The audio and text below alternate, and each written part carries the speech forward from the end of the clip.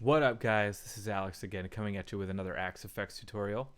And this one's going to be about the enhance block and a little bit of a couple tidbits of useful information, because this one's going to be using my voice as the instrument to demonstrate this module. All right, so let's jump right in. So once again, we got notes on the right. You can follow along as you will. But first of all, a little note about vocal processing. You might have heard in the background, you can hear a little bit of noise, right? In the input block, if you take the threshold and you jack it up to about -40 dB, noise is basically gone. You got a nice peachy clean signal ready for your enhance block. All right, so before we do anything, let's check out the difference in just slapping this sucker on. All right, now my voice is all enhanced, and I've also made it so that my voice is also recording in stereo, so you can hear the different shifts from left to right when I change these things. So let's get this thing going.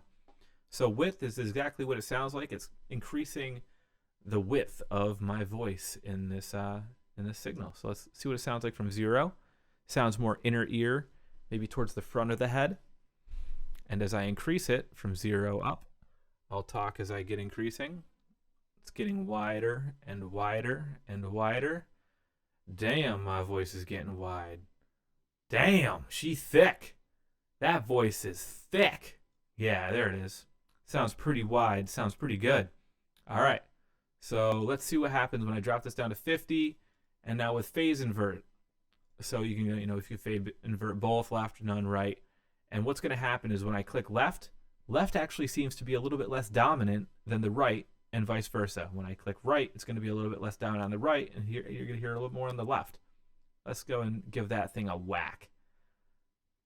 Left, left phase inversion. Right, right phase inversion. Both phase inverted. No phase inversion.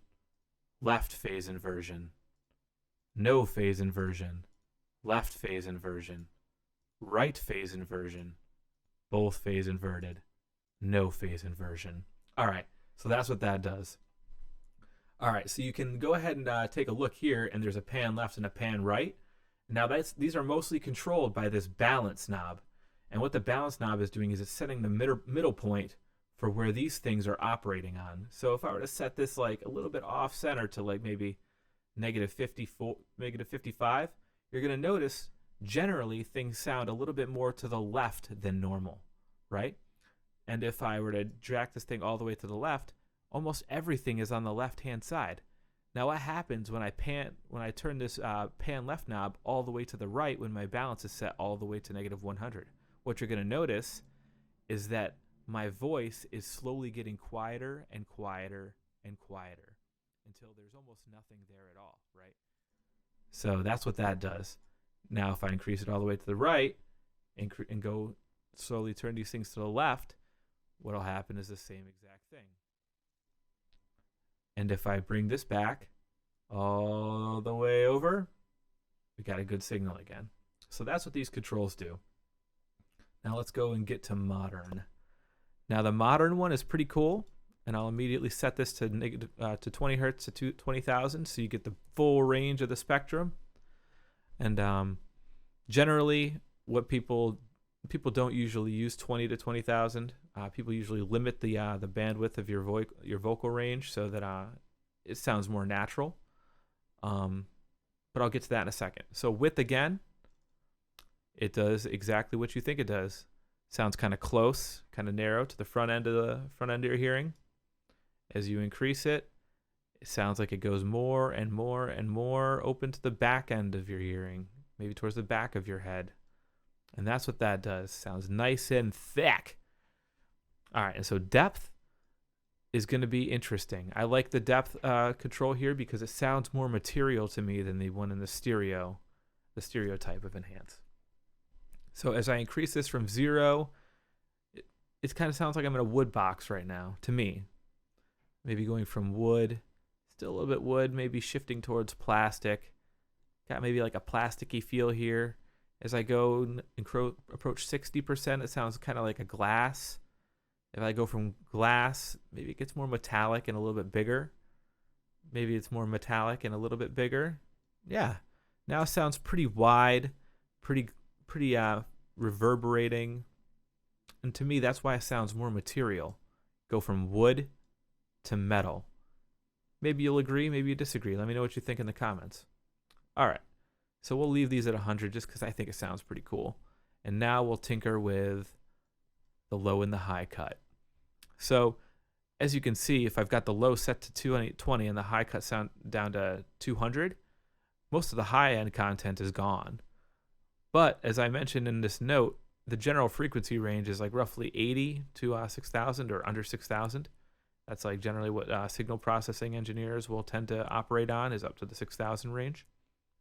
And so as you increase this high cut, my vocals sound more and more and more natural until we get to about the 6,000 point. Once we get there, it sounds about as good as it's going to get.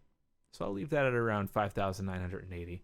And of course, if you increase this all the way to 20,000, as you can see, it's not much change, but you're getting more high-end content, mostly from what they call harmonics, which is a doubling of the frequency content.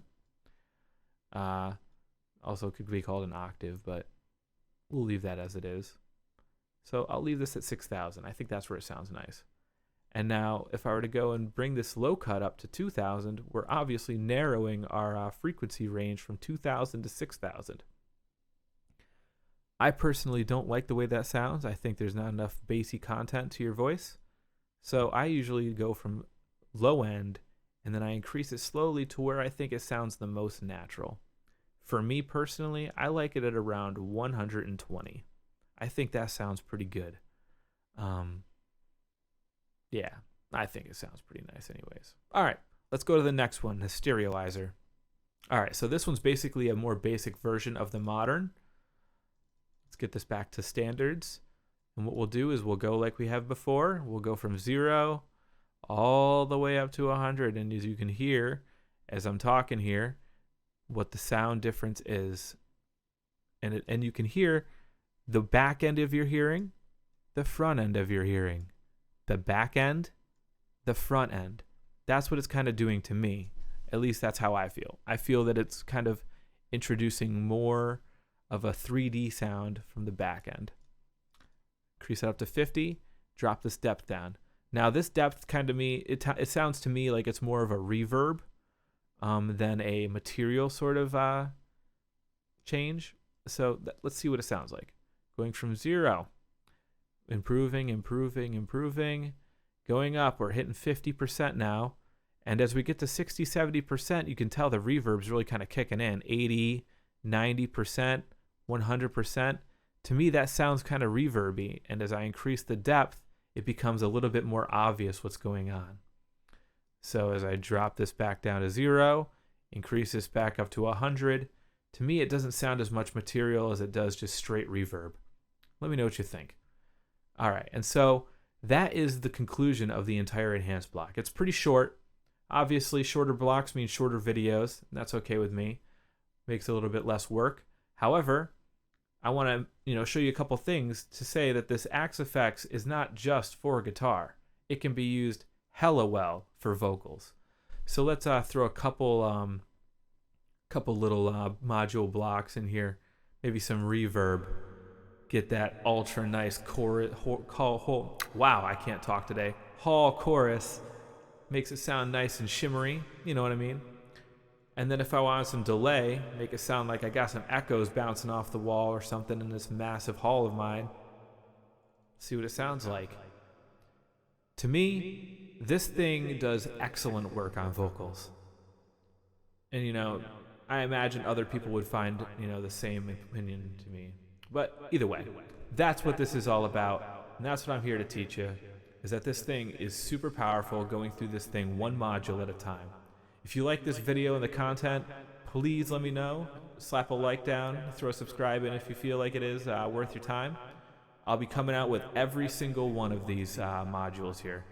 So eventually my library is going to be pretty full with all these, and then we're going to be swapping them up, mixing them together, making some noises you've probably never heard this thing make. But I appreciate you guys stopping in. Till the next time, I'll catch you on the flippy floppy. Ciao, y'all.